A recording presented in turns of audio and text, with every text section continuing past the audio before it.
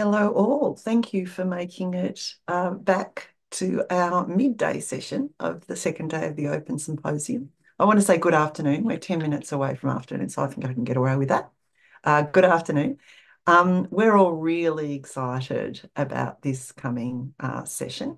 VACCA has been wonderful enough to sponsor the symposium and also take on facilitating a whole session to profile the Aboriginal evidence base and their innovative programs and practices. So this is going to be a real treat. Of course, I should introduce myself first, but I'm sure you know who I am. Mandy Charman. I'm lucky enough to run the Outcome Practice and Evidence Network with a really great team in the centre. Before we get going, we'll just do our acknowledgement of country. I'd like to acknowledge the traditional owners of the lands we are each on today, and elders past, present, and future, and any Aboriginal people in our group. I want to acknowledge that this land is Aboriginal land. It was never ceded and it will always be Aboriginal land. I also probably just run through some basic housekeeping if you've been here for the rest of the time. We find if you put your chat on, any work that or references that are made in the presentation, we'll put them in the chat so you can see them there. And it's always lovely for our presenters for any reflections or thoughts or even appreciation of what they're saying to be put in the chat, because we'll share that or actually our guest facilitator will share that during the session. This session will be recorded, but it would be lovely if you would leave your cameras on. And if there are tech issues, just leave and come back. Often that sorts it out. Or we will also put the name of someone to contact in the chat. So just jot that down in case there's problems. A few people have had some problems today. So it's been a bit of an unexpected one. Usually it's rather seamless now. Also want to thank our wonderful sponsors for the Open Symposium. And of course, I've just mentioned VACCA is one of our major sponsors this year. Anglicare and CSNet is our major corporate sponsor. And then we also have Berry Street Impact Initiative and WCIG. The network is always really supportive of any of our activities, and I really appreciate that and want to thank any people who have been involved in Open's activities before to thank you for coming along again today. Now, we've got a real treat today. We have a session entitled Building the Aboriginal Evidence Base, Learnings from Cultural Programs and Practice to Support Improving the Lives of Aboriginal Children and Family. And even better, our guest facilitator is VACCA's own Chia Burke, Project Lead, Cultural Therapeutic Ways. Over to you, Chia. Thank you, Mandy. Hi, everyone. It's so lovely to have people joining us today. Just before we begin, on behalf of myself and all the presenters, I also just want to acknowledge the beautiful lands that we are all joining and connecting from. So for myself, I'm on the land of the Wurundjeri people of the Kulin Nation. I'd also like to acknowledge the beautiful lands that you are joining from. I'd like to acknowledge the amazing strength and resilience of our elders, past and present. And finally, I'd like to acknowledge the work our ACCOs do to ensure our communities are wrapped around in culture and are safe, loved and supported. So as mentioned, my name's Chia Burke. I'm a really proud Yawuru woman. So originally from Broome in Western Australia, where I'm sure it's a lot warmer up there than it is in Melbourne today. I've been working at VACCA for the past 8 years, and I'm currently supporting the implementation of Cultural Therapeutic Ways, which provides an Aboriginal lens linking practice and outcomes. So along with many other ACCOs, VACCA continues to advocate for recognition of an Aboriginal evidence base. And it is really amazing to be given a platform like this one today to shine light on the importance of Aboriginal evidence so that our practice is legitimised, recognised and funded in mainstream spaces. We have 3 amazing presentations in this session today. Before I do introduce the first one, I will just let everybody know we will be doing our Q&A at the end of the 3rd presentation, so the last one. However, please feel free to add your questions throughout the presentations and we will ensure we're keeping our eye on those and the lovely staff from Open will be helping me with just making sure we get all those questions for the end of the session. So now on to our first presentation. I am so honoured to be introducing Cal Calopi and Emily James, both staunch Aboriginal women dedicated to seeing better outcomes for our community. Cal has been working for VACCA for the past 9 years, and I've had the honour and privilege of working alongside her in Cultural Therapeutic Ways, which is putting culture, self-determination and trauma-informed practice at the forefront of the work that we do at VACCA. Emily has worked in and alongside our Noogle program for over 7 years and has been doing amazing work to ensure our children are seen, heard, nurtured and safe. And I'm also delighted to welcome Sarah Wise from the University of Melbourne, with nearly 3 decades of experience in research-intensive roles across government, community and higher education organisations. Her insights will be invaluable. So over to you, team. Hi, my name's Cal Calopi. I'm a Bachelor Angathimari Bindor woman, and we'll be talking about CTW. But first, I know everyone's really familiar with VACCA, but I just want to briefly introduce VACCA as well, that it is a grassroots organisation that came from a civil rights movement in the 70s, and opened its doors in 1978 with 6 staff. And the premise then, as it is today, is that Aboriginal children have the right to be connected to family and culture, and Aboriginal families have the right to know who they are and where they're from. As I said, I'll talk to you a little bit about CTW, and that understanding throughout the presentation around what we're doing. And as Chia mentioned, quite simply, what we're doing is linking practice and outcomes and providing an Aboriginal lens to that. It's really important first just to talk around our outcomes framework. And what we're doing with our outcomes framework is that it captures all of our work at VACCA, and it represents a deep reflection on the meaning of the work that we do. It outlines and resonates with our history, with our culture and values, and it shows what is important to us as our story, as an echo, and how we contribute to the notion of building an Aboriginal evidence base.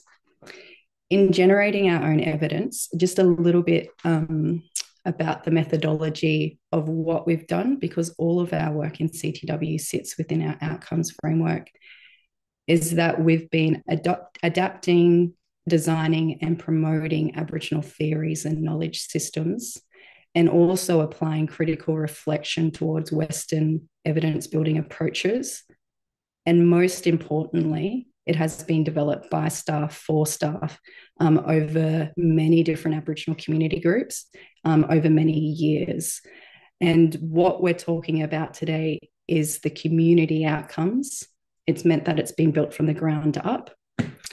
And when we're talking about our community outcomes, we're really talking about what are the outcomes that are meaningful to the community in which we support. And so this diagram here shows a bit of an overview of how we're implementing our community outcomes. And what we're doing also, so you'll see that we've got our CTW practice and we've got our CTW community outcomes. And what we've done is provide an Aboriginal lens to that. What we're here to talk, so that was just kind of give a little bit of context of where CTW sits and how we've developed it. But what we've been developing is our CTW practice. And what we now have is our VACCA's first CTW practice framework, Our Work, Our Way. And this is for staff that work directly with community, that support, heal, connect and protect.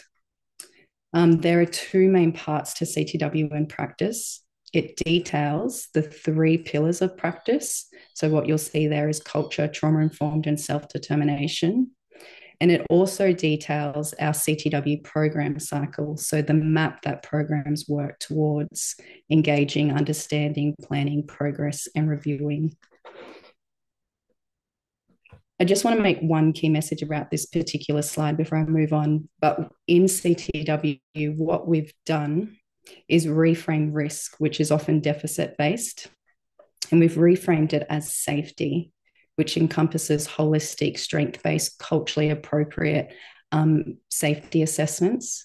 And this view on safety from the standpoint of culture, trauma-informed and self-determination is what sets CTW apart. I also just want to say next slide, sorry. Also want to say that this information isn't new information. It isn't a new way of practicing. What CTW have been doing is formalizing existing wisdom that has been situated within VACCA since it was established, but also formalizing existing wisdom that we've learned and heard from the ACOs as well. A big part of our work, so what you see here is Yinga. And what Yinga is a visual of the possum skin cloak, which we know is one of the most sacred expressions of Southeast mob. And what Yinga represents is the Wamba Wamba word for this way. It represents the cultural determinants of health and well-being, which is a core aspect of all of our work at CTW. And what we've done with Yinga is developed a suite. So we've built on this work and we've developed a suite of culturally appropriate tools and resources that support practitioners when they're working alongside the program cycle to engage community. Sorry, next slide, please. To engage community in this work, and they provide transparency. They provide a space for engagement. They provide spaces for discussions and goal settings. And so what program staff will do is pick and choose which Yinga tools and templates, again, based on the notion of cultural determinants of health and well-being, to engage and get children, young people, families, and adults to tell their stories and explore their strengths and areas for change along the way. The big part of our practice framework at VACCA is the exploration of the three pillars: culture, trauma-informed, and self-determination. So these are the approaches that practitioners will use when they're working alongside our community. And we know that there's a huge gap in literature around what are these practices when they're integrated and what are the outcomes. And we know from the work that we've been doing at VACCA that these integrated approaches of the three pillars can create environments that are personally, emotionally, culturally safe, that support identity, that support connection, and that support and build self-determination. However, we do know that there's a huge gap in literature for the context of Aboriginal communities in Australia. What we also know is that we can't just say to practitioners, given the diversity of connection and experience of working with Aboriginal communities, that you have to embed culture, trauma-informed, and self-determination, and that practitioners will intuitively be aware or know how to do this. So what we've identified in the practice framework for VACCA is that for each of those pillars, culture, trauma-informed, and self-determination, that they embed primary practice elements. And those practice elements are designed, again, from the ground up and capture the importance for practice to be flexible and relational.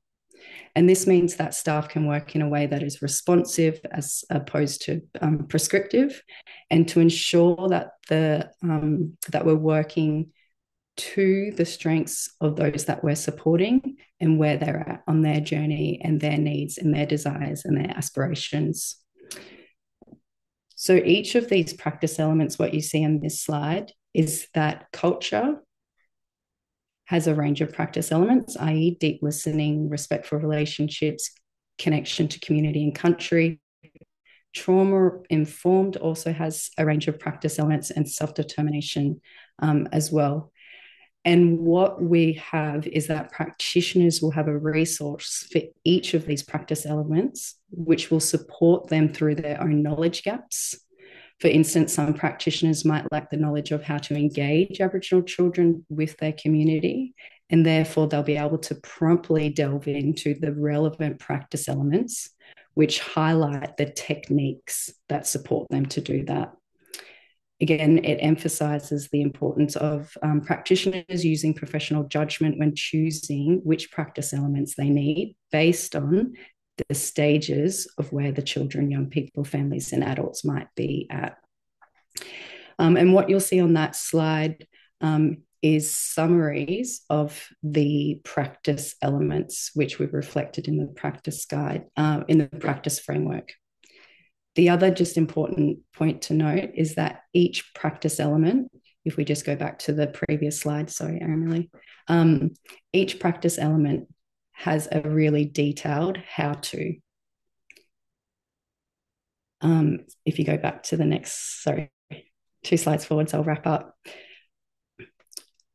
What we, again, through lots of consultation with practitioners over a number of years, is what we know is that practitioners are really, really busy. And so we've wanted to reflect the map of what practice staff do in the program cycle. And we wanted to show the different approaches that they may take depending on where they are at that program cycle. And so practitioners will have access to deep listening, understanding the impacts of intergenerational trauma, and using those practice elements to support engaging with families. And so I guess just the last key message to make is that going back to the notion of it not being prescriptive, that practitioners pick and choose based on where they're at and also based on where the child, young person, family or adult is at in regards to their wants, needs and desires and aspirations. And I'll pass it on to Sarah, who will talk more about the literature and the lit review that supported the soundboarding of some of the information in the practice framework. Thanks so much, Cal, and hello everybody. I'm joining you from Wurundjeri country. Just so wonderful to see Cultural Therapeutic Ways in its full form with all those beautiful practice ways. I was invited, or my research group was invited to conduct a literature review, as Cal mentioned, in the middle of this development process as a sounding board, but to actually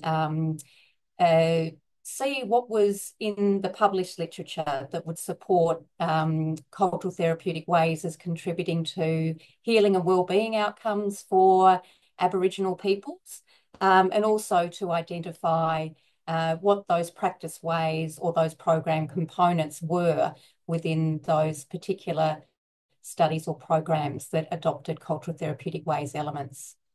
So if you could bring up the slide where it just provides that little bit more information about our brief.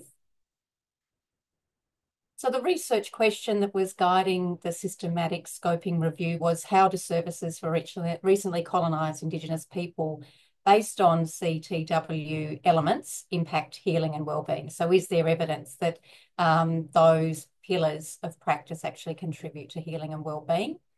And through the identification of studies and programs to actually see how those pillars of practice or CTW domains have been translated in practice, the context within which the approaches were delivered or implemented, what target groups they were used with, as well as any implementation barriers and enablers. So as I said, something that was informing CTW in its development process. You go to the next slide, Em. I won't dwell on this, but this is just the process that we followed in terms of our systematic scoping review, and it's a very standard process.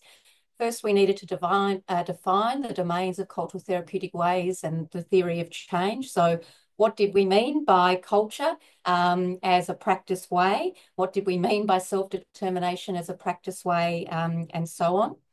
Then we had to identify eligibility criteria and our search strategy. And in terms of our eligibility criteria, in terms of wanting all sources of knowledge, all evaluated healing and wellbeing programs for Indigenous people based on tenets of cultural therapeutic ways from countries that have a comparable history of colonisation to Australia were included in the literature review. And we included services that addressed wellbeing difficulties such as substance abuse, domestic violence, homelessness, and child abuse. They were all included as well. So you're moving me on, Emily, no problem.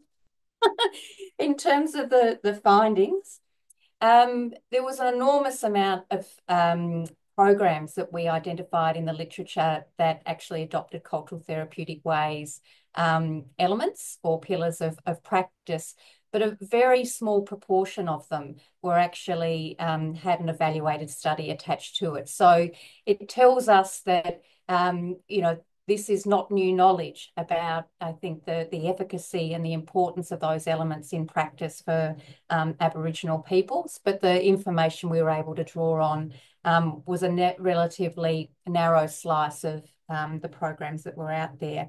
You can see on the side in terms of the types of programs that were included in our review were from Australia, New Zealand, Canada, and the United States. Overwhelmingly, we saw group-based programs as the prominent service type. And I won't go into the details there. This scoping review has been published, so you can look at all of the details in that article. And so we'll move to our findings in terms of program components. And as Carol's already mentioned, we found that the domains of cultural therapeutic ways are interconnected. So, for example, cultural activities and practices which fit into that culture pillar, they also align with the principles of trauma-informed service delivery by establishing cultural safety and affirming cultural identities. And practices like talking circles combine all domains of cultural therapeutic ways as participants are learning in the context of a culturally grounded approach within the safety of a group, etc. In terms of the program components, sorry, back to the previous slide. In terms of program components, just to give you a little bit of example of the types of practices or the practice ways that we were seeing in these evaluated studies of programs. Culture elements included traditional activities and practices in natural settings or on country, storytelling, ceremonies, celebrations, song and dance, arts, craft, use of vernacular language, a whole range of cultural practices. Self-determination, approaches of building empowerment, examples of practice ways there are traditional outdoor activities, mentorship, education, inspirational stories from elders, skill sharing from elders and circles, lots of different practice examples there. And in terms of elements or practice ways that fit into the trauma pillar of CTW, approaches such as being with other Indigenous people, that's as elders, workers and participants, Indigenous therapeutic approaches such as use of storytelling and cultural activities and rituals were all examples of practice ways within that trauma pillar. In terms of implementation issues, very few studies actually talked about implementation issues, but of those that did, there were a few common barriers to implementing programs based on tenets of cultural therapeutic ways, lack of resources and continuous funding, workforce challenges, and difficulty locating practitioners and elders with the right knowledge and skills were among those implementation barriers. And the next slide, Emily, in terms of our overarching findings, of those 42 studies, all the included studies rather, concluded that participation in the program had a positive impact on some measure of healing and wellbeing. So there was a very clear finding that those tenets of cultural therapeutic ways do contribute to healing and wellbeing outcomes. And the final slide I think I have, Em, is about that mechanism for effect, and Cal also spoke to that really beautifully in her overview. But we found through our literature review that services based on cultural therapeutic ways contributed to healing and wellbeing because they create safety, strengthen cultural connections, develop empowerment, and provide opportunity to release emotion and increase social and spiritual support. So I think I'm handing over now with great pleasure to Emily to talk about how cultural therapeutic ways has been integrated into VACCA's Noogle program. Over to you, Em. Thank you, Sarah. I'm going to give a brief spiel about Noogle. So Noogle is a Wirrawong word that means belong. Noogle comes from Section 18 of the Child, Youth and Families Act 2005. Other agencies also deliver Section 18 programs, and across the state we call it ACAC, or Aboriginal Children and Aboriginal Care. These programs represent a landmark achievement for Aboriginal communities in the long struggle for self-determination and an Australian first in terms of the development of a new model of child protection practice that is premised on Aboriginal organisations working in partnership with Aboriginal families. Section 18 authorised the principal officer of an Aboriginal agency to perform specified functions and powers in respect to Aboriginal children in a process that we call authorisation. While the implementation of Section 18 has recognised as a significant and positive step towards self-determination, the authorisations under Section 18 were limited to children already subjected to children's court orders, and the limited ability to ACCOs to intervene earlier to slow the rates of Aboriginal families progressing further into the statutory system. As a result of much advocacy, in 2023, legislative reform enabled the extension of Section 18 to include the new role as protective interveners that investigate new reports from child protection intake. And at current, Noogle operates in Melbourne's metropolitan north, west and south, and it also operates in Inner Gippsland and Ovens Murray.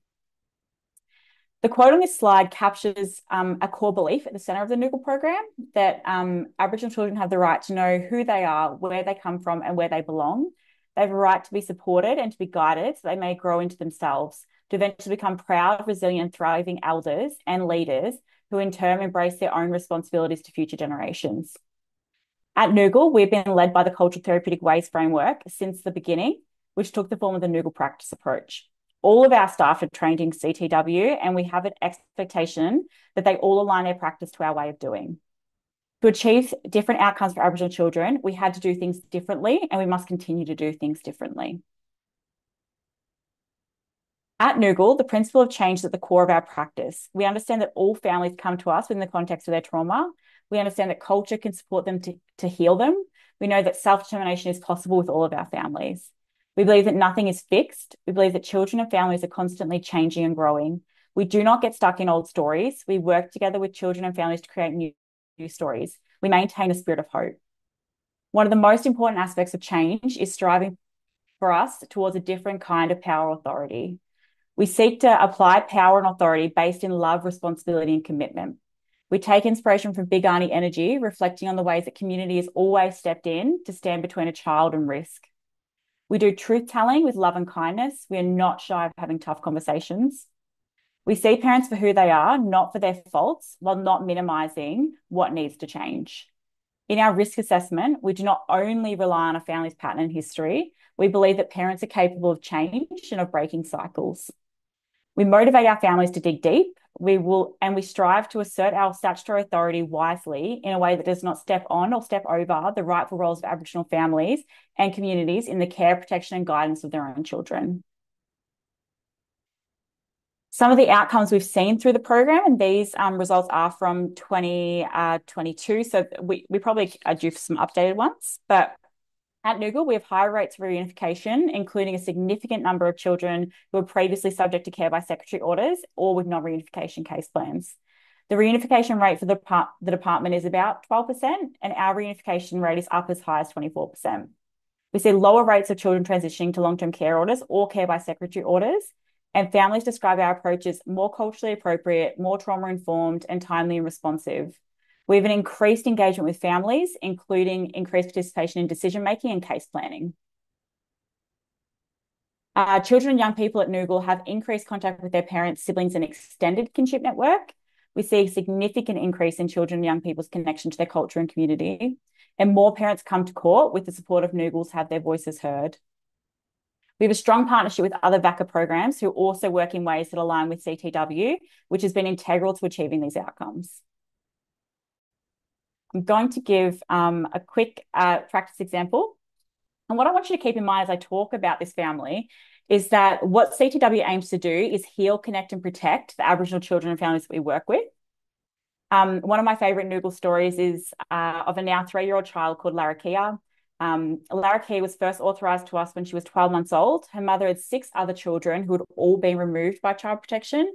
Some were on permanent care orders and others were teenagers about to age out of care. Lara Key had been living in foster care placement in the outer suburbs of Melbourne, and reunification was not on the horizon. The protective concerns for her parents were namely around ice and other substance use. Family time, which is what we call contact, was happening really inconsistently. The parents were reluctant to engage at first, but our staff were really insistent with them. We said to them over and over, we want you to have a relationship with your child.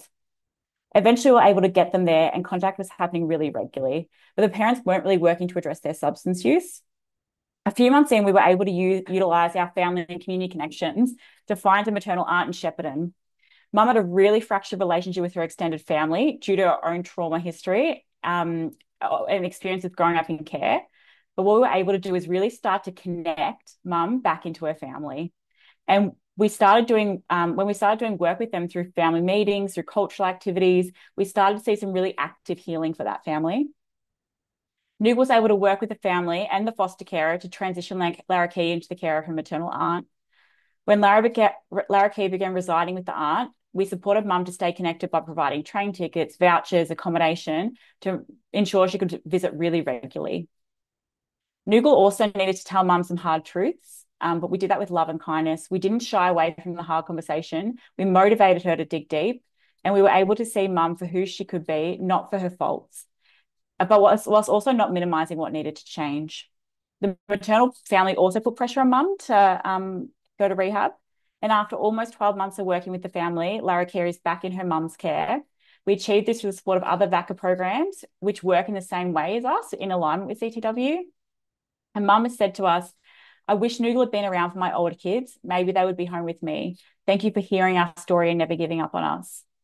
Mum and her family have said to Noogle that had Lara Key stayed with child protection, this outcome would never have been possible. At Noogle, we strive to assert our statutory authority wisely in a way that does not step on or step over the rightful roles of Aboriginal families in the care and protection and guidance of their own children. At Noogle, we were able to get these outcomes because we worked in a way that was trauma-informed. We integrated culture and self-determination into our practice. It shaped our program, and today it continues to guide us in our ways of working. Thank you very much. Chia. Thank you so much for that, Cal, Emily, and Sarah. All right. Well, if you do have any questions, please add them into the chat. As mentioned before, we will answer them at the end of the session.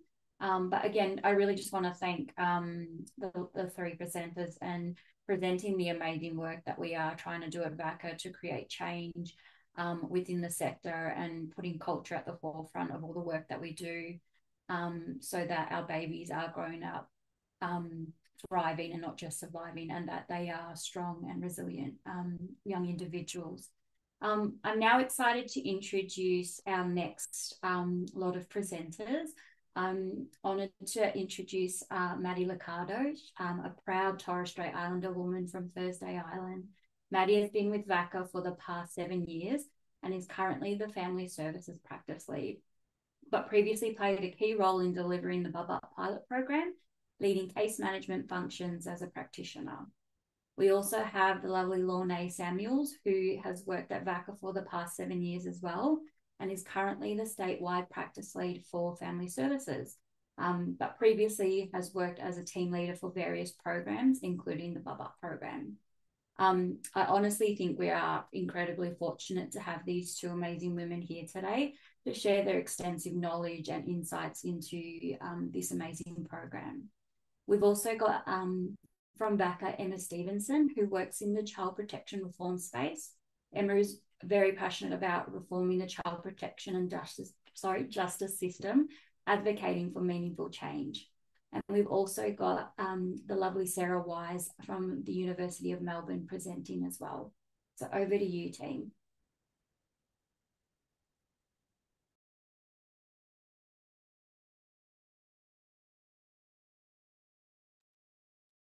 Thanks so much, Chia. Just getting myself ready here and echoing your sentiments around who I'm so fortunate to be presenting with today.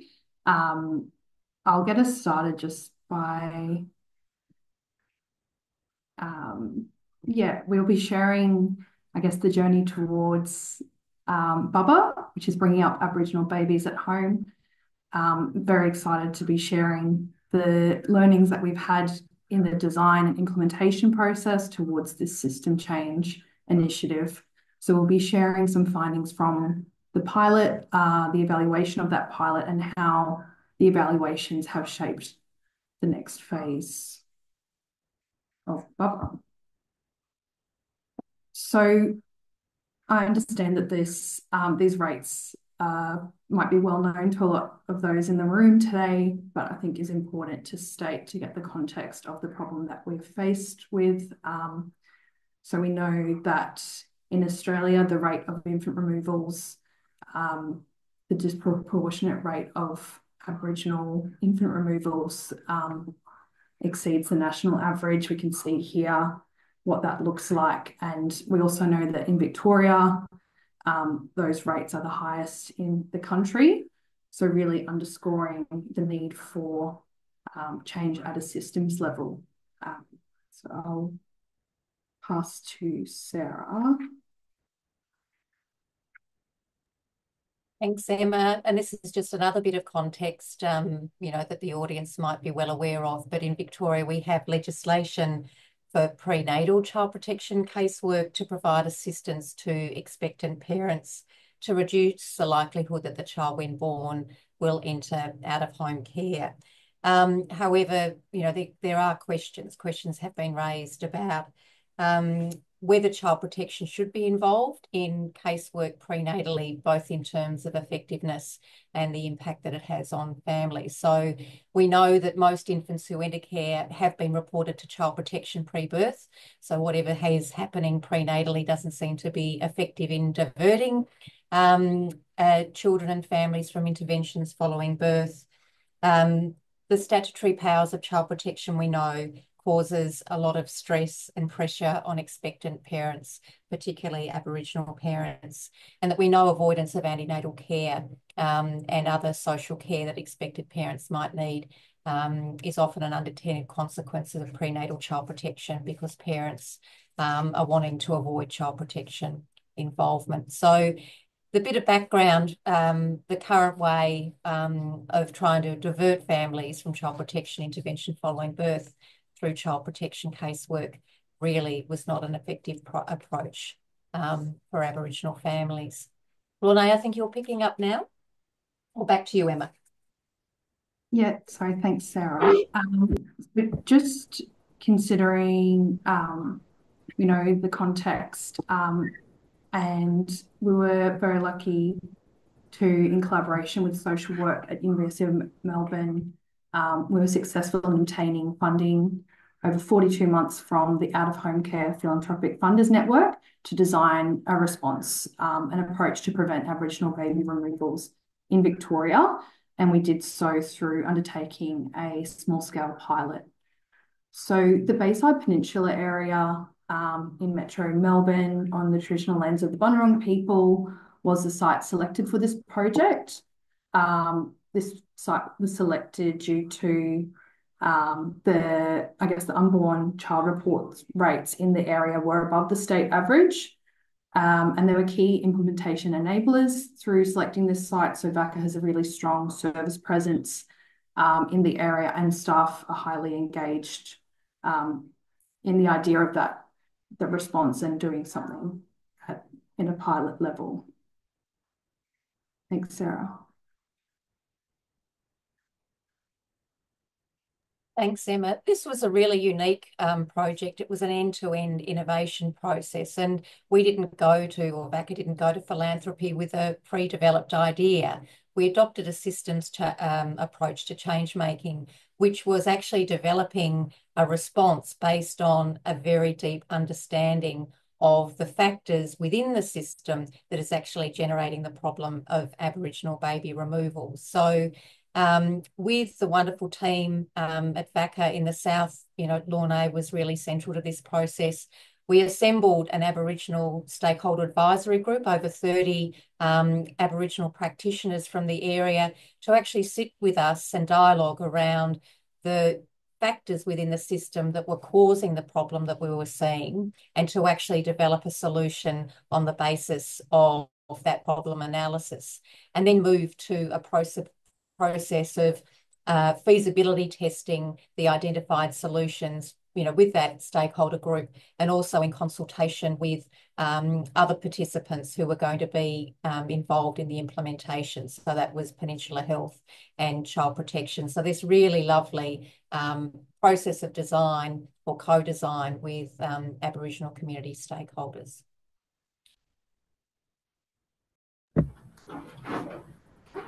So how Aboriginal and Torres Strait Islander babies' removals emerge from system factors. So to provide context to the system factors, it was important for us to understand what the problem in the system are causing Indigenous babies to enter care.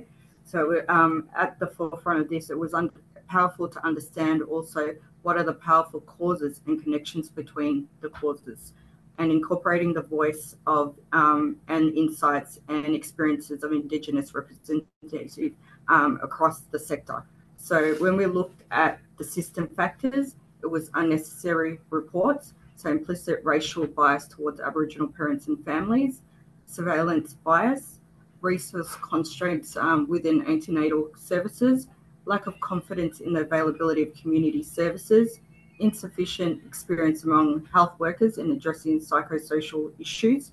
Child Protection does not seek secondary consultation from VACCA when assessing the unborn report. Other themes were about worries not addressed prenatally, so resource constraints within ACOs, including inexperienced workforce, community service sectors overwhelmed with referrals, delays in identifying need, and time constraints in providing services and support, resource constraints within child protection, lack of skill and cultural competencies among child protection practitioners, and birth mothers avoid antenatal care or working with social services and professionals. And this is where their fear base is around child protection involvement if they tell their story, or if certain elements of their history may be found out while doing the risk assessments within this space. Aboriginal parents have difficulty accepting help from child protection practitioners as well.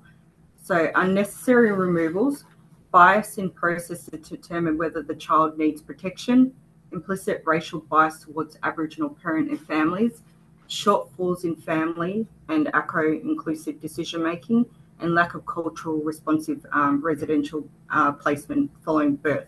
So knowing that there is a lack of services out there that can support with that cultural lens within that context, and short hospital stays following birth.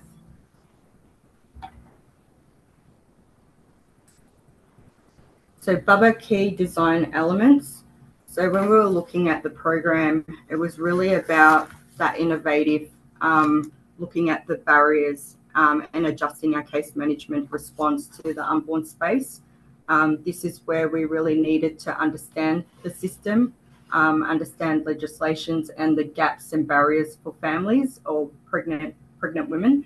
We really needed to skill up around our learnings within the child protection system and being consistent and coordinated in our response to the barriers. We also needed to really collaborate within this space to work alongside the system barriers, work alongside child protection, work alongside the hospitals to support pregnant women, families to have a voice and be the forefront of decision making and being led by our families and VACCA in this space. So in that, saying that, it was really important that we followed our evidence-based practice within the cultural therapeutic frameworks, promoting self-determination, promoting our voice, and promoting the heal and protect via the cultural lens. So other key elements is also incorporating identified roles, enhanced referrals from birthing hospitals and child protection. This is where we could support the process of supporting the initial conversations with mothers presenting at the hospitals in the early gestations, where we can also apply our risk assessment and our information gathering to support where families can be linked through to, and whether they require an intensive program or whether they require programs within VACCA that can support them if they didn't require the intensity.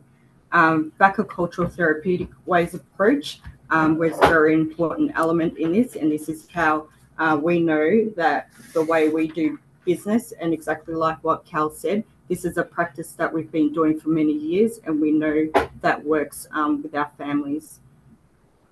A small caseload was really important because we understood the complexities that we were dealing with and the risk factors, and also understanding that, you know, within the unborn space, we had limited services to support us to navigate the system, to navigate supports and navigate the barriers and issues that we came across. So the small caseload really allowed the practitioner to provide that intensity, to provide consistency, and role modelling approaches to support families on their journey. Consultation and collaboration with community-based child protection and the birthing hospitals. This was a really important factor within community-based. This allowed us to be creative within the system barriers, legislation barriers as well within the child protection space. So it really allowed us to collaborate, work alongside community-based, and problem solve and hear the voice of the family and allow the family to be the forefront when speaking with child protection and providing that support alongside child protection. Brokerage was an important factor as well to assist with housing, transport, baby goods. This also took away the pressure of families while they were dealing with what they needed to do in regards to building their own capacity, you know, linking into services, you know, crisis that may arise. This allowed us to take away that extra pressure and stresses for the family. So brokerage was a really important factor to support families to, you know, stabilize and have that foundation that they required when baby was born or baby is born. So the pilot implementation, implemented in the Bayside Peninsula area of Melbourne, supported 7 pregnant women over 18 months. What we looked at within our criteria space was really working with the complexity, complex families, high-risk families, families or pregnant women that we knew that there was a likelihood of removal at birth. So a lot of areas that we saw around working with our families was current drug use, current family violence, previous infant loss, significant mental health issues, history of trauma, previous CP involvement, including siblings or older siblings based in care, family estrangement, disconnection from culture, and homelessness.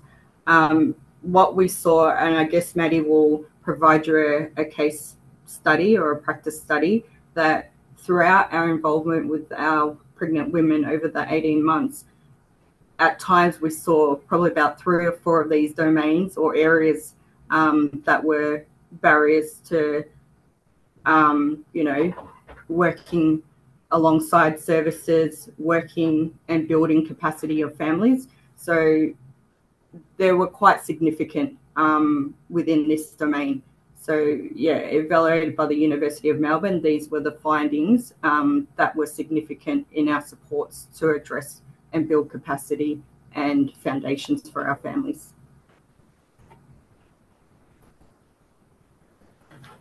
Thanks, Lorna. Look, I'm going to skip through the evaluation really quickly because we want to be able to get to Maddie and that story from practice, which brings BUABAH to life.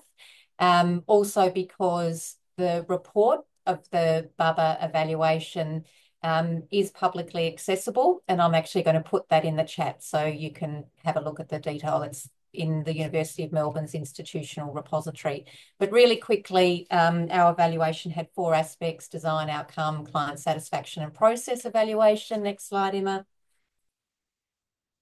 We relied really heavily on qualitative sources of information, interviews with mothers who participated in the program, practitioners and other key stakeholders involved in the program, information from CSNet, as well as information collected during the local implementation group meetings.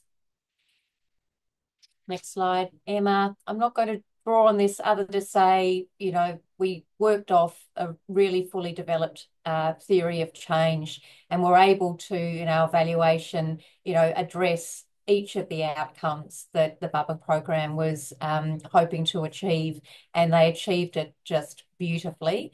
Lots of really rich, wonderful quotes from practitioners and from birth mothers that I encourage you to look at in the evaluation. Next slide, Emma.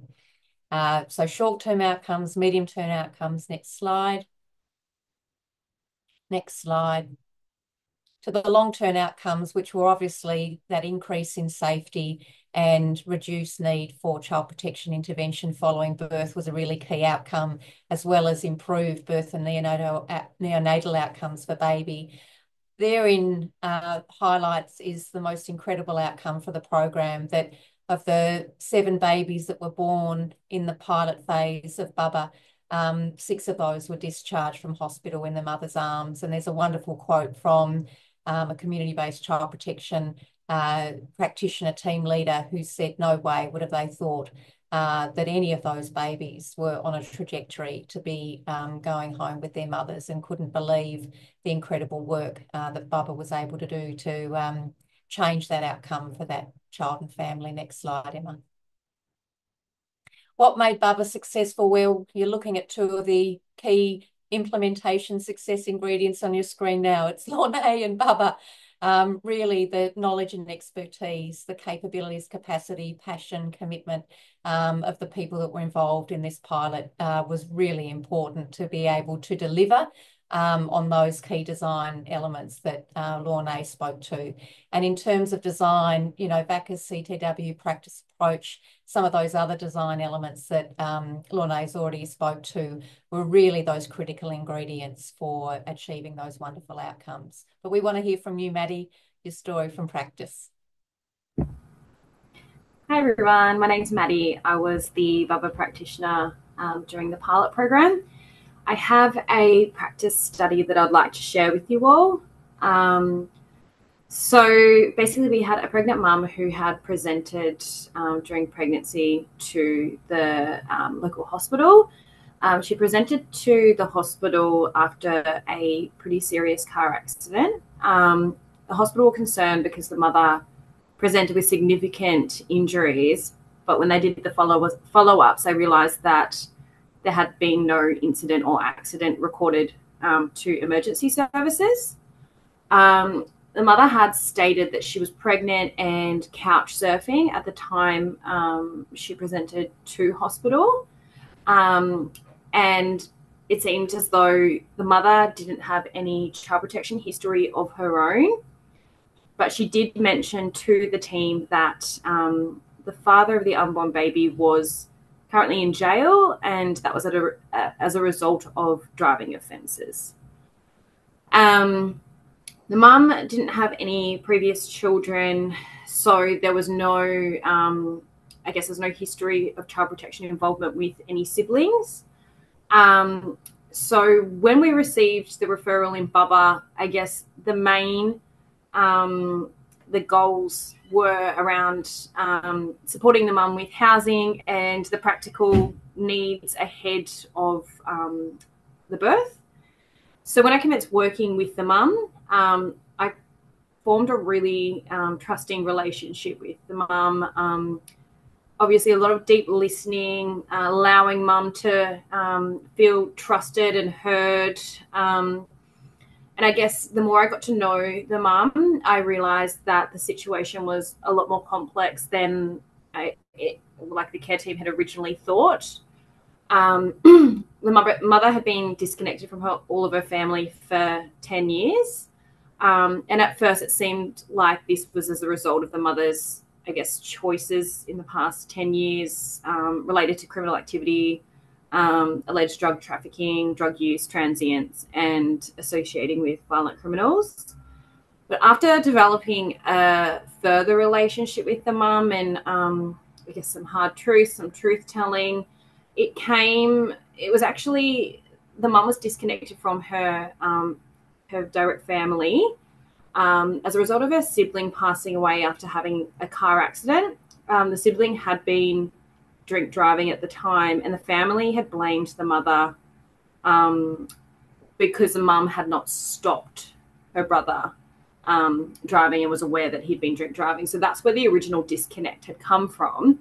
And I guess the mother's choices were directly linked to that trauma of her family abandoning her, is how she described it. So throughout the mum's pregnancy, I came to learn that she was actually engaging in intermittent drug use. And we came to learn that the father of the unborn baby was actually in jail as a result of family violence, drug trafficking, and endangering the life of emergency service workers. So I guess we then realised that how child protection would see this if it was presented to them, and how many kind of risks were associated with this pregnancy. So the father was due to be released near the due date for the unborn baby. And the mum had stated she wanted to pursue a relationship with him. So again, there were some hard truths in that situation with mum around the safety of Bubs and herself, should she choose that, but also what could happen if child protection became involved and were aware. So after applying the Cultural Therapeutic Ways practice, I was able to understand the mum's trauma and the reasons for making the choices that she had made. And it kind of allowed mum to build her confidence that, you know, some of the therapeutic supports that we could offer through VACCA or through community were in her best interest. So it enabled us to then link mum into family violence counselling, like Indigenous specific AOD counselling. And, you know, mum was really confident to then attend her antenatal appointments with the support of myself. Also connected mum to cultural events and really tried to create a sense of belonging in the community, because she'd been longing for that connection after the family disconnect. And then connected mum to other expecting mums to kind of move her away from her social circle that she was with at that time. So prior to the birth of the child, the mum decided that she would not pursue a relationship with the father, and that she would like to apply for an IVO ahead of his release to ensure her safety and the safety of her unborn baby. On the day of the birth, child protection had been made aware of the mother's situation. So I guess they became involved and wanted to investigate the situation. I had done with mum a lot of family finding in the lead up, and that was kind of part of our preempting a safety plan, or I used to say creating a backup plan for the backup plan. And that day, child protection basically said that mum could not go home from the hospital with the baby because she was still kind of in that transient state. They were unsure of what the AOD looked like, etc. So I supported the mum to reach out to her estranged family, so namely her grandfather and her uncle.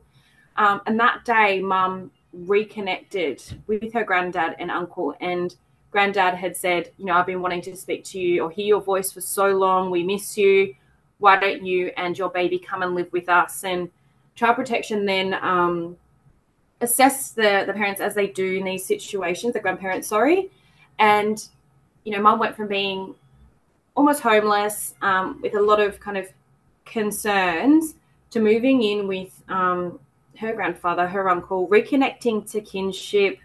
And, you know, that was, you could see that healing from mum when she reconnected to that family.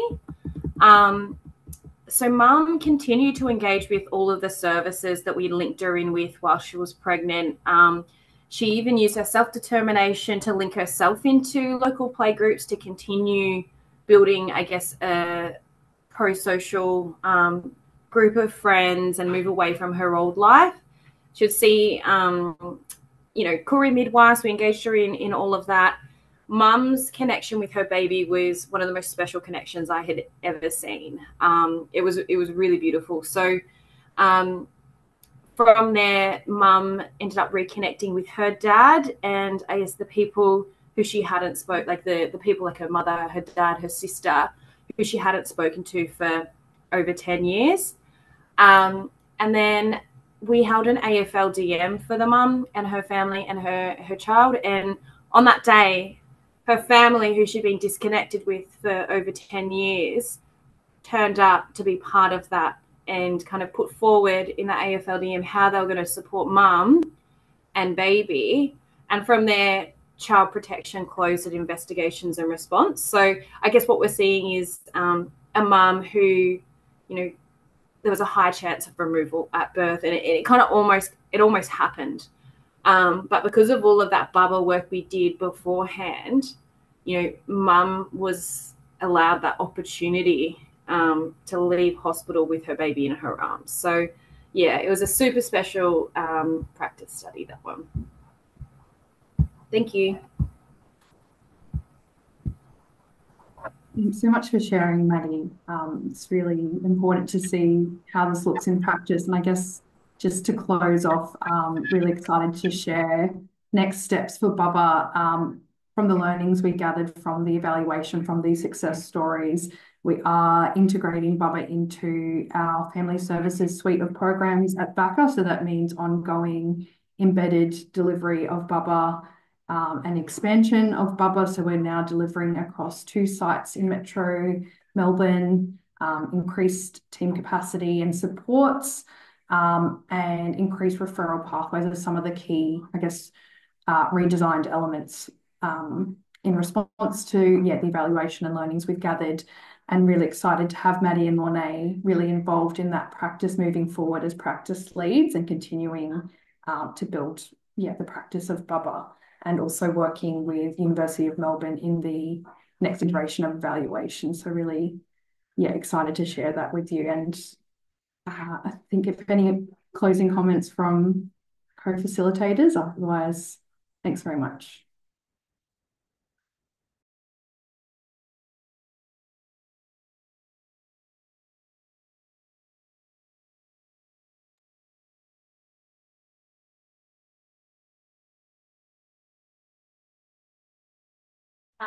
As you can see just up on screen, there is some further reading. If you do want to read on the evaluation, there's the final report up there. But yeah, just to thank the 4 amazing presenters again. And just to say, I think, it's so important to see our babies being raised and growing up in community, surrounded by culture, country and mob. So it's been lovely to hear that story and that outcome for that mum and bub. So thank you all for sharing that beautiful story.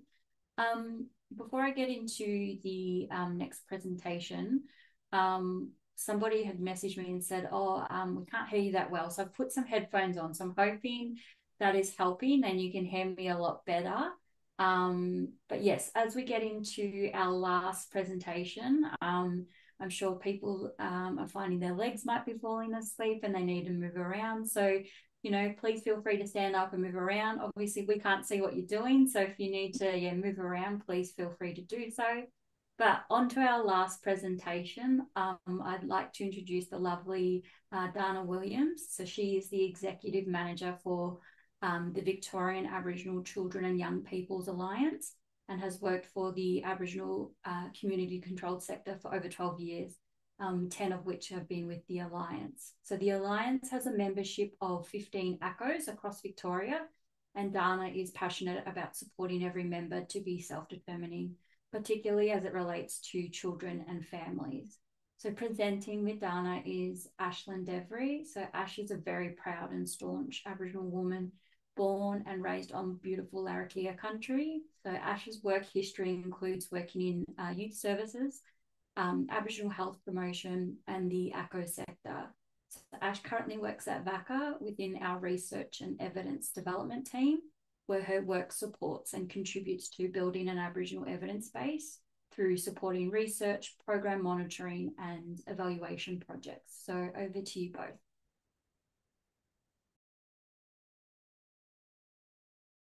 Thank you, Chi. I don't remember to take myself off mute.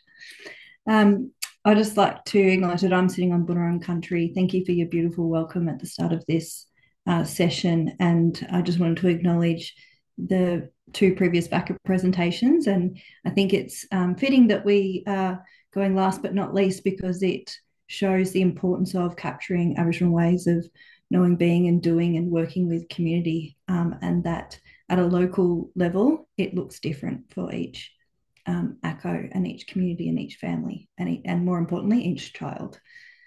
So I'm going to go through, I'll start off and then Ash will follow. A bit of background to this. If you weren't at the last year's symposium, where we did present our first project around the building the Aboriginal evidence base, it was through the Aboriginal Knowledge and Practice Centre emerged through discussions at the Aboriginal Children's Forum, which we're about to hit our 10th anniversary or 10-year anniversary for Aboriginal Children's Forum, where the Wangaroo Gap Jur Strategic Action Plan identified the establishment of a centre to capture Aboriginal ways of working with families was required. That centre and the need for that centre was also committed to in the refresh of Wangaroo Gap Jur, which we have just completed just recently, actually. Next slide, please. So the first phase in 2019, BUABAH and the Alliance, in partnership with the Centre for Evidence and Implementation, were commissioned by DFFH to run the Building the Aboriginal Evidence-Based project. The project was aimed at understanding what support was needed for Victorian ACOs delivering child and family services to develop their evidence base and build internal evaluation capacity and contribute to the development of an Aboriginal evidence base. As I just said, the feedback and recommendations from the project consultations with our ACOs were documented in the Building Aboriginal Evidence Base Aboriginal Knowledge and Practice Centre report, which I'm sure we can put a link to. So that was the first phase. In that first phase, you can see here what was scoped was around the need for an independent centre that was Aboriginal-led and guided by an Aboriginal governance model, and that the proposed centre adopted a phased approach to its establishment, but the ACO's needs, priorities and readiness needed to be better understood. There you can see, as part of the first phase, there was a lot of conversation and a lot of investigation and consultation with members that come up with sort of the ideas around the functions and activities of the centre, which we delved more into in phase 2. So I'll talk about the second phase now. Again, another joint project. Well, actually, before I start, I'd just like to acknowledge my colleague, Chris Dury, who was the Alliance, the Victorian Aboriginal Children Young People Alliance staff member who worked very closely with the VACCA team and with our members on the second phase of the Aboriginal Knowledge and Practice Centre project. And Chris is currently on paternity leave. He had his first child last week, a little baby boy. So we're very excited for him, but that's why you're stuck with me. Sorry. The project described throughout this, for the next part of the presentation, was undertaken to progress the next steps outlined in the BABE report. VACCA and the Alliance undertook community consultations with our ACOs delivering child and family services. The areas of this consultation that Chris particularly undertook was around strategic priorities for a centre, ACO needs, engagement and readiness and staffing for a centre. And Ash will touch on the second consultation phase, which focused on governance, intellectual and cultural intellectual property and data sovereignty. The findings of these consultations are all in our final report too. So I'm going to go through what Chris heard and what we heard from ACOs in consultation phase 1. And then, as I said, Ash will take us through the next steps. So consultation 1, as said, we focused on ACOs needs, their engagement and readiness to work with a centre, and some of the staffing requirements they'd like to see in a centre. So the strategic priorities, as outlined up here, there were lots of priorities, which you'll see in further slides, but the main priorities that came out as quite obvious to us in analysing the data we collected was a digital system for sharing evidence and data, sharing practice materials of what works, assistance to gather evidence, and advocacy to influence advocacy with decision makers. So the next slide, as you can see here, hopefully you can read it properly. As you can see here, there's a strong and immediate need for ACCOs in being able to document the Aboriginal way of working with children and families and their local ways of working with families, to create spaces where ACCO staff can learn and share that with one another. You could also see that this graph there, that is the top 6 priorities. They're all very similar in that nature for priorities of what ACCOs would like a centre to focus on. So in terms of ACCO needs, engagement and readiness, like many consultation processes, more questions are raised than answers initially. But as you can see, the top barriers or concerns for ACCOs were intellectual and cultural property rights, support to ACCO staff who were already swamped with service delivery, and being able to have the capacity to engage with a centre. And most of the ACCOs raised their concern that if a centre was not Aboriginal led with strong governance, it would make them think twice about engaging with a centre. And this included the identity and skills of centre staff and their ability to engage with ACCOs and community. Oh, there we go. Thanks, Ash. The next slide, again, another slide that indicates the immediate needs of ACCOs in collecting, defining and sharing their work and the importance of having a centre. The next slide, again, I think this is sort of says what do you most need to support from the following list. So Chris provided a list through a survey, and members were asked to go in and fill out that survey while we were there, so they couldn't escape it. But the most interesting part of this analysis that Chris undertook is the eagerness of ACCOs to have the capabilities or support for designing ways for their children and families, including ACCO local-led design for programs and having that work recognised and funded, but also their ability to influence government decisions. So I just thought that was an interesting part of our consultation process and what the centre can do. As previously mentioned, ACCOs were asked to describe the skills, attributes and qualifications they'd like to see in a centre. Having a degree was not identified as a top priority, interestingly enough, and it goes to show the importance of community, culture and connection in designing, collecting and sharing Aboriginal ways of knowing and doing. So the most important points were life experience with Aboriginal families, listening, so deep listening to dairy, Aboriginal identity, cultural understanding and the involvement of elders in translating and sharing their knowledge in service delivery. This slide shows the characteristics that are most important for centre staff to have. So we asked about skills and qualifications, but we also asked about the characteristics of what they'd like. So this shows that the centre needs to be grounded in Aboriginal ways of knowing and doing regarding collection of ACCO's evidence, specifically with cultural intelligence. That's coming to the conclusion of our phase 1 consultation process, and Ash is going to go into the next one. But I think this slide, shows overall what is most important for ACCOs. You don't have a centre without the staff, and you don't have the data without the staff as well, and their practice. So I think the most important part here is recognising that Aboriginal people working with Aboriginal communities require an Aboriginal centre that is governed and led by Aboriginal staff. Thank you. Thanks, Ash. Thanks, Dana. Hi, everyone. I'm Ash, and consultation 2 was around hearing from ACCOs about governance of the centre, what it should look like, and who should be and how should we decide what that governance group looks like.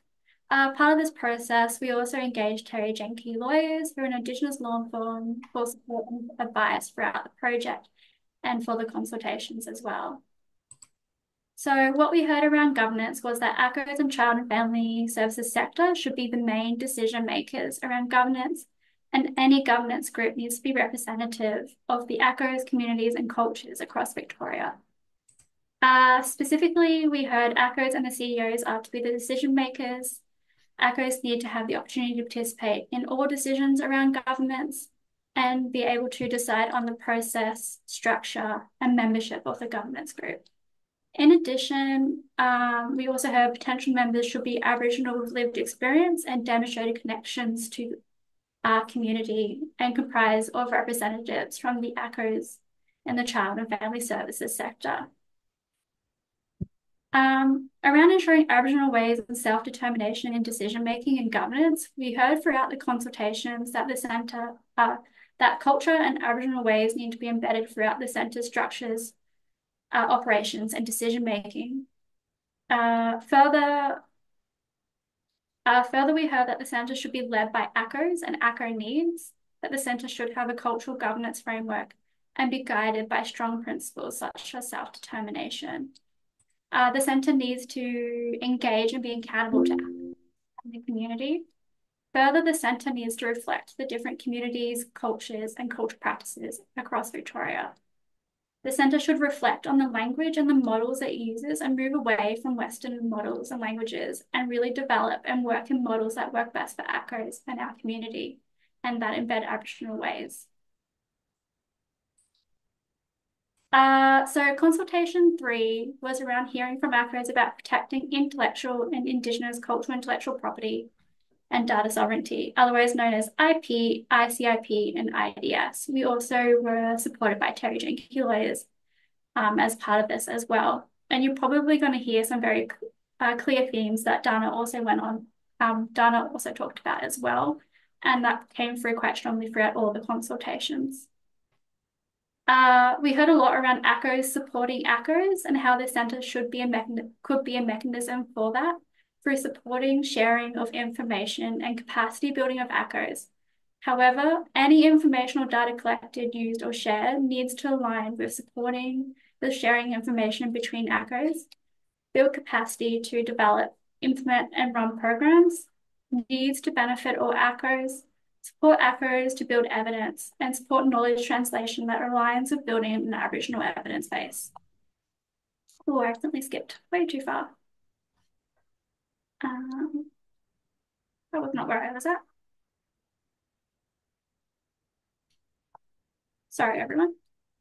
So around protecting ACCO and community knowledge, we heard concerns around the misuse of this knowledge.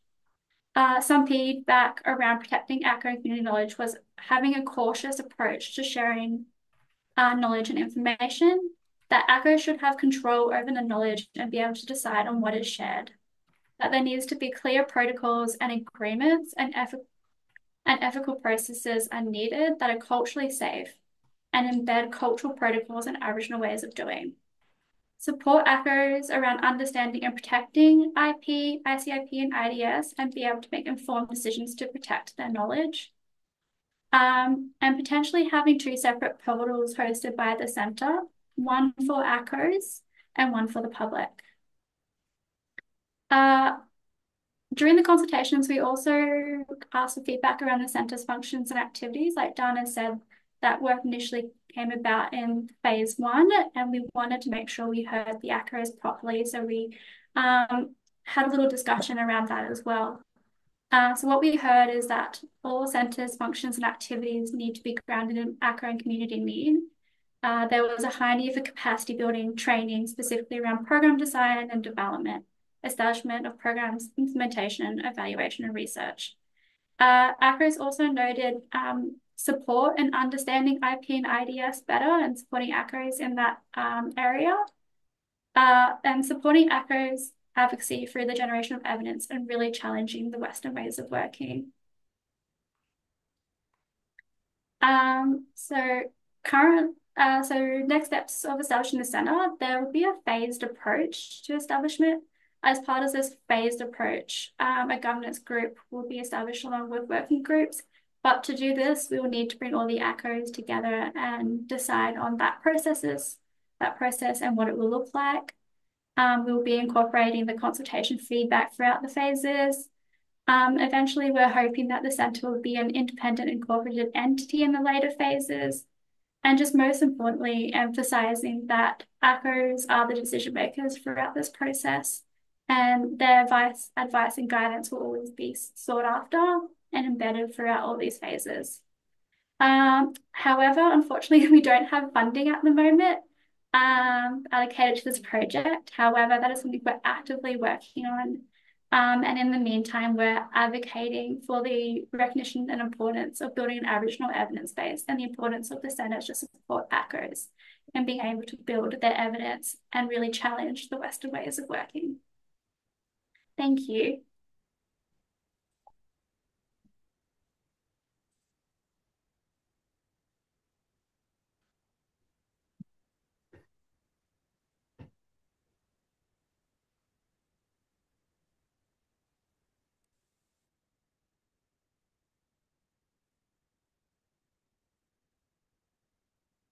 Chia? We've lost the mute button. Just a moment. There we go. Oh, I've lost you all. We've got you now. We can actually see. I can't see anybody. I don't know where you've gone, and that's why I was looking a bit manic, going, "Where are you?" Because I can't see you. Thank you for helping me unmute there, Sarah. Thank you, Ash and Dana, for that beautiful presentation. It is obviously such important work that we are establishing an Aboriginal Knowledge and Practice Centre, and that we are hearing from ACCOs. They're the ones that should be leading this. They're the ones that should be having their voices heard and dictating how this should look. So it's amazing to see that work happening. Just want to thank all three presentations and our presenters today. You know, not all of us are presenters. You know, we've got practitioners in the room. And, you know, this is not part of their day-to-day work. And I really want to acknowledge them first and foremost for sharing their knowledge. I think it's really important that that is acknowledged, because they hold so much wisdom and they do so much for our community. So I really just want to thank those practitioners that did join us. And I do have a question for our practitioners that presented. So the first question that I wanted to ask the team was, what lessons or key messages would you like practitioners to take away from today's session? So whether they work in the ACCO sector or mainstream sector.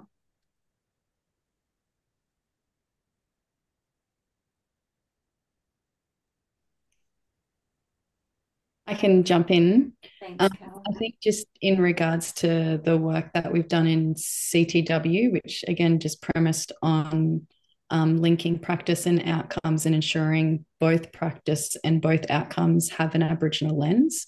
And I think the key message that we've reflected on, because this project has been going for nearly 6 years, is that you can't have one without the other, that both practice and both outcomes have to be informed by Aboriginal knowledge and have Aboriginal people leading those spaces. So true. Was anyone else, and sorry, I can't see you all, so this is really frustrating, but anyone else want to add anything else to that? Yeah, I guess I do. I guess it's to encourage practitioners to really go beneath the surface. You know, there's the intergenerational distrust in systems with Indigenous families. So, you know, I guess it's easy to say that a family is not engaging, but you know, in time and building that trust, and I guess with worker accountability and cultural safety, families will engage. So I guess what that looks like in terms of non-engagement compared to service distrust, I think there needs to be a little bit more accountability on the practitioner. I also want to add to that. Sorry. Also want to add to that is be curious, ask the questions, collaborate with stakeholders. If we don't know, we can't do anything further. So it's really important to understand that, yes, there are barriers, but when we educate ourselves around what the barriers look like or what the barriers are, we are then able to work creatively within that space and create outcomes for our families to support you know, those systemic barriers, and hopefully we can allow you know, practice changes within the system based on the evidence. Totally. And I think it's really important that practitioners do recognise that when there is disengagement, is the understanding that it will take time to build that trust and that relationship, and the understanding of what past policies have done our mob, and you know, the intergenerational trauma that has caused. So, you know, you do need to take that time to build that trust with that family or with that young one, and it's not going to happen overnight. And sometimes you might need to get certain things done, you know, but you need to give that time, and sometimes it won't happen overnight, and you need to respect that process and respect the families in what they want to do and be led by them. You know, they are voicing their opinion and what they want to happen, so acknowledge that, and really ensure that they are leading the work that you're doing with them, because that's really how you will create trust with families. I've got a couple of other questions, and again, sorry, I can't see anyone, so feel free just to jump in as I'm asking them. This is from the CTW presentation, so the first one. Someone did pop in the chat, you know, it is truly commendable to witness the daily efforts of VACCA in strengthening the culture, self-determination of the custodians of these lands. And just would like to inquire whether the CTW practice framework is exclusively available to ACCOs. It would be beneficial to provide guidance to mainstream agencies on how to appropriately engage with Aboriginal and or Torres Strait Islander people. So over to those presenters.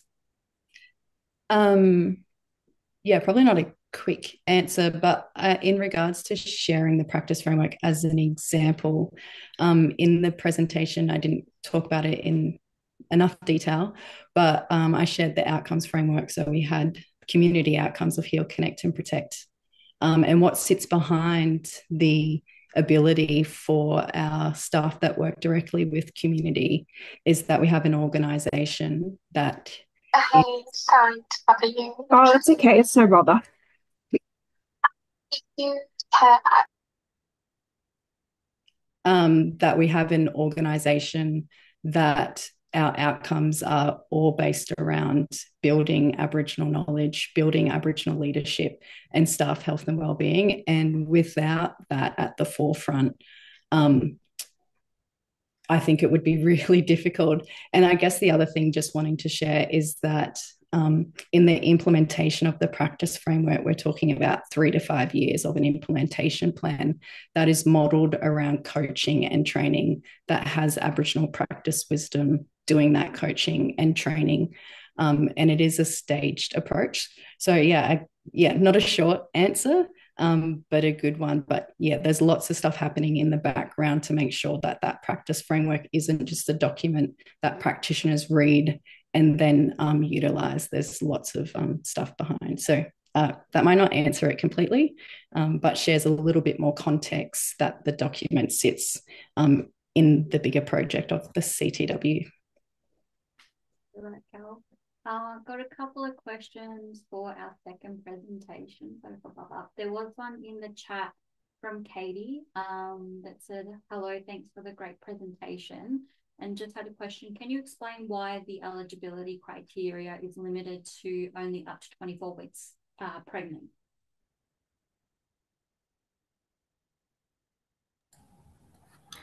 Yeah, I'm happy to answer that. Basically, the original idea was to, you know, we had a lot of Indigenous mums or pregnant women who were presenting to hospital late in gestation. And, you know, for the fear of child protection, that intergenerational trauma with systems and child protection. So the aim was to provide supports to Indigenous women early in gestation. So we weren't doing that crisis work, the crisis response, where quite often, you know, it's too late, or child protection see it as too late. So it was really to encourage that early support and diversion from child protection. But in saying that, like, we don't really like to go by criteria. It's, you know, if a pregnant woman presented at late gestation and wanted supports in a BUABAH program and we had the availability to do so, we did. So we actually had some really beautiful outcomes in that space that, you know, a mum kind of reached out just before she gave birth and wanted support. And we were able to go out to the hospital and ensure that child protection was being culturally appropriate, but also supported the mum to safety plan so she could go home with her baby. And we did that quick kind of family finding within the hospital space too. So yeah, I guess at VACCA, we don't really work by strict criteria. It's, you know, if mob are wanting wanting support, if we have the means to, we will. I guess, Emma, did you want to speak to what that looks like in the rollout of the BUABAH program at VACCA? Thanks, Maddie. Yeah, so we identified that I guess early stage in gestation is where we want to continue to focus as we roll out BUABAH. And I will just mention as well to the other comment that yes, the Bayside Peninsula area will be able to access BUABAH again as we're rolling out this program into family services. So yeah, wanting to engage as early as possible remains the focus. However, of course, that is flexible. And yeah, will be based on need with supports. Thanks, Maddie, and thanks for the questions. Another question here, and I think, obviously getting Aboriginal voices included in our program designs is so valuable. And this question is, how did the input from Aboriginal practitioners influence the design of the program?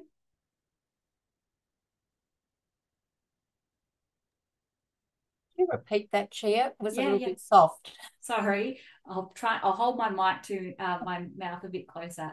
So just wanting to know, the question was, how did input from Aboriginal practitioners influence the design of the program? Pauline, you and I want to do this together. And I was trying to explain that, and perhaps I went a little bit too fast. We started with actually working really closely with the family services team at VACCA to actually conceptualise what the innovation process would look like. And we engaged, might have been about 6 practitioners from that family services team in a broader systems change process that involved an additional 30 Aboriginal practitioners and elders from the Bayside Peninsula area to go through this systematic process of understanding why the problem's occurring and why, what factors within the system are producing these poor outcomes.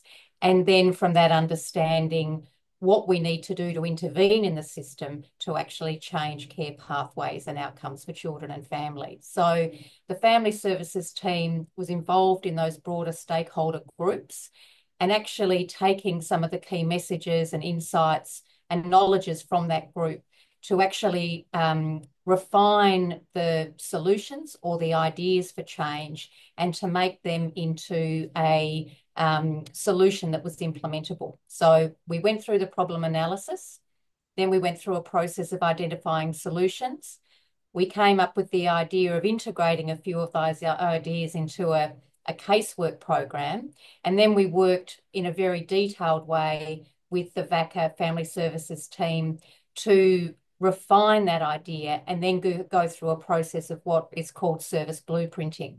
So to actually step out how that idea is implemented in practice. So they were absolutely involved in the process right from the beginning, to the end of the design process, and then obviously in the implementation and feeding back in very much an action-oriented way, feedback from the pilot and then sort of evolving the blueprint to where we have it in VACCA at the moment in terms of integration of the family services program. But, your team, down there, Lorna, was, absolutely central. And in fact, choosing the Bayside Peninsula area was a really important part of the whole process because that's where there was a lot of momentum for change and commitment to change and, practitioner who are really willing and ready to work with the University of Melbourne and, other providers down there to come up with a solution. Thank you for that. Sorry, Lorna.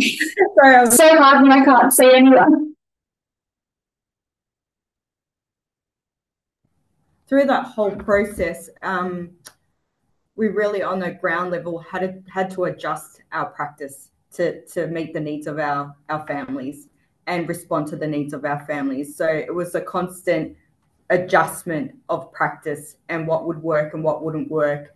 Working out around the risk elements, and then how do we do that through a cultural lens, and then advocate as well and provide that self-determination of our families and our organisation within that same case management response. So, you know, when we talk about the case management elements and the practice elements, it was our cultural therapeutic ways of our wheel of involvement of case management, but adding those extra layers to make this program innovative and, you know, break through those barriers that were required within this unborn space. It was an unknown space as well, that I must add. Thank you. Anything else to add? Because, you know, I can't see you. So otherwise I'll move on to the next question. All right. So we've got time for one more question, and I really want to ask this one to Dana and Ash. Can you tell us what you're hoping to be the next steps with further development of the centre?